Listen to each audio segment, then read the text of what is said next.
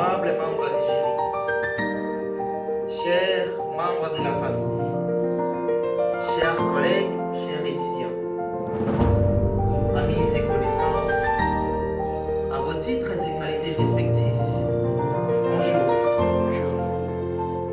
Cette défense marque la fin de mon parcours académique au sein de l'université prestigieuse de Kinshasa.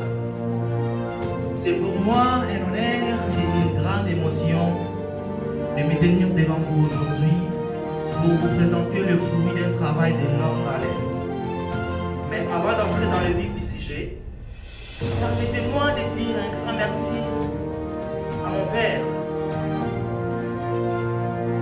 pour son soutien indéfectible, ses sacrifices silencieux et sa volonté de me voir aller jusqu'au bout de mes études.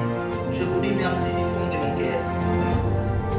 Notre sujet s'intitule le processus psychologique de deuil chez les patients amputés en chirurgie aux cliniques universitaires de Kinshasa. Je vais commencer par cette petite question. Pourquoi nous avons choisi ce sujet? Quel est le constat que nous avons fait et quel est le problème que nous avons dans notre recherche?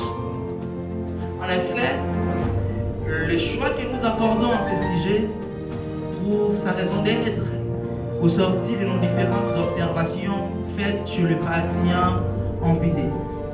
De plus en plus de patients subissent des amputations chirurgicales pour des raisons traumatiques, médicales, etc.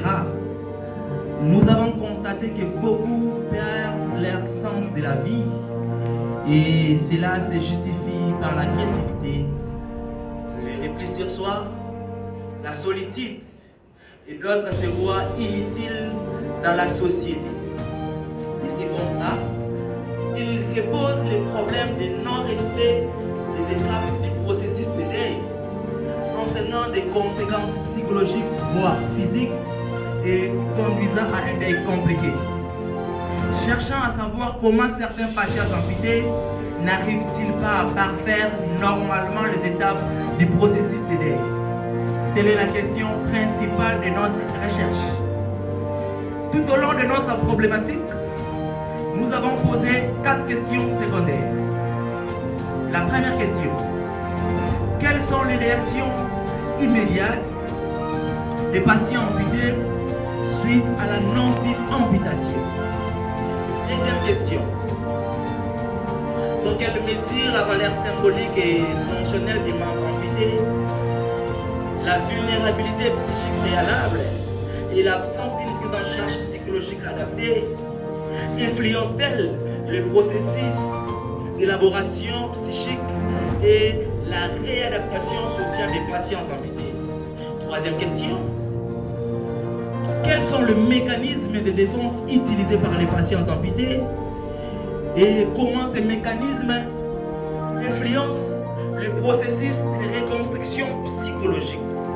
Et la quatrième question, pour finir: quelles sont les conséquences psychologiques et sociales de l'amputation? Face aux questions posées dans notre problématique, nous émettons 5 types d'hypothèses. La première hypothèse est reliée à la première question, qui est la question générale de notre recherche.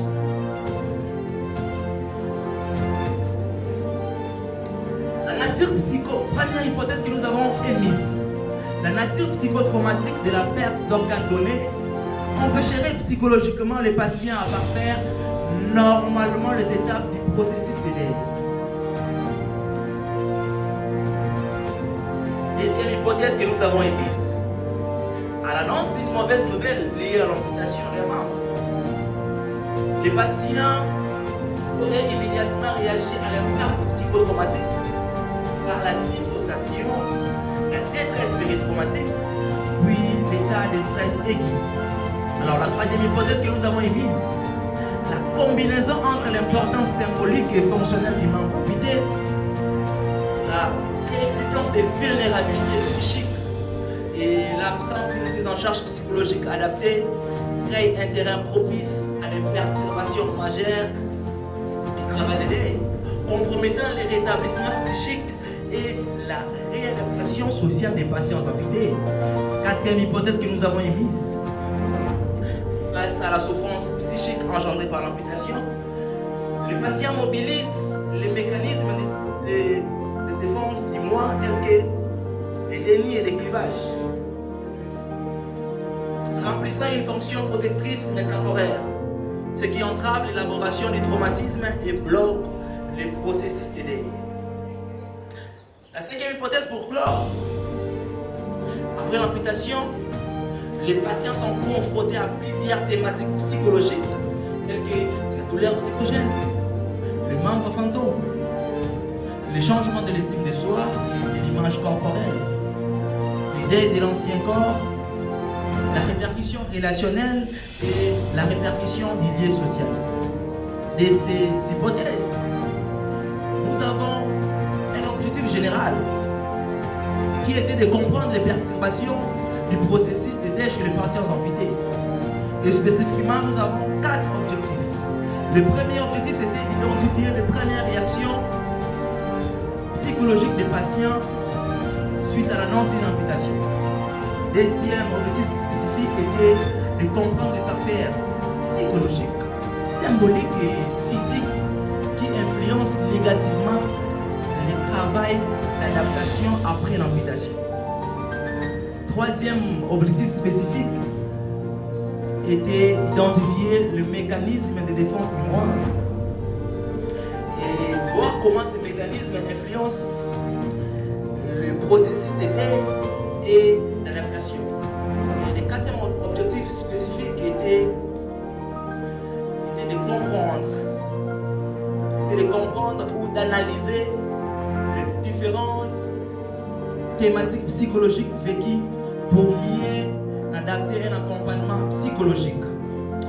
Alors, face aux questions, pour confirmer nos hypothèses et atteindre les objectifs assignés à l'étude, il était impératif d'effectuer une descente au sein de l'hôpital clinique universitaire de Kinshasa.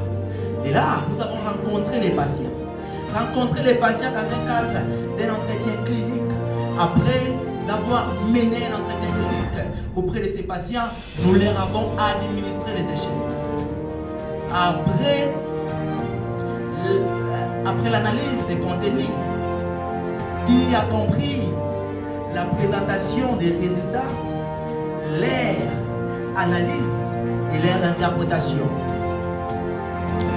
Les résultats démontraient que l'amputation, au-delà de sa dimension physique, constitue un événement psychotraumatique majeur, affectant profondément la santé mentale, la défense psychique, la qualité de vie relationnelle et l'absence d'une prise en charge psychologique aggrave encore la situation. Et cela nous pousse à confirmer nos 5 hypothèses de l'étude. Et nous concluons à dire que ces hypothèses qui corroborent ces résultats qui corroborent à nos hypothèses nous poussent à formuler quelques suggestions ou recommandations aux personnes amputées, aux patients amputés que je dirais, de ne pas affronter seules les conséquences psychologiques liées à cette épreuve, à raison du caractère fortement traumatique de l'amputation. Aux personnels médicaux, il faut informer avec humanité et intégrer une préparation psychologique avant l'amputation et un suivi psychologique après l'amputation. À la famille et aux proches, il faut assister sans infantiliser. Honorable membre du jury, je suis à la fin de mon exposé. Alors, nous n'avons pas la prétention d'avoir réalisé un travail parfait. C'est pourquoi nous restons disponibles pour recevoir vos critiques, vos remarques ainsi que vos questions.